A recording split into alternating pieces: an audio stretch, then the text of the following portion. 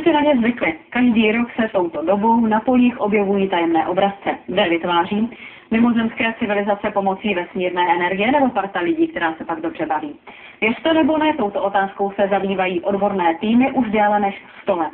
Poslední piktogramy teď objevili rogalisté u Turnova.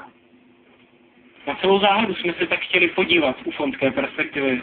Zkušení rogalisté hodnotí letošní obrazce jako mimořádně zdařilé. Tohle jsou ty ornamenty nahoře a tadyhle je vidět ten poslední, ten centrální kruh. Loni už se jedna věc taková objevila u Svijan, takže je to tady častěji. Jsou nějaký šikovný hoši podle mě. Bych řekl já, mimozemšťané to se mi nezdá, to by asi jiný tvar. Můj osobní názor je, že je to výsledkem činnosti mimozemských bytostí a ať mi někdo dokáže, že tomu tak není. Je to takové přesně vesmírné tajemno.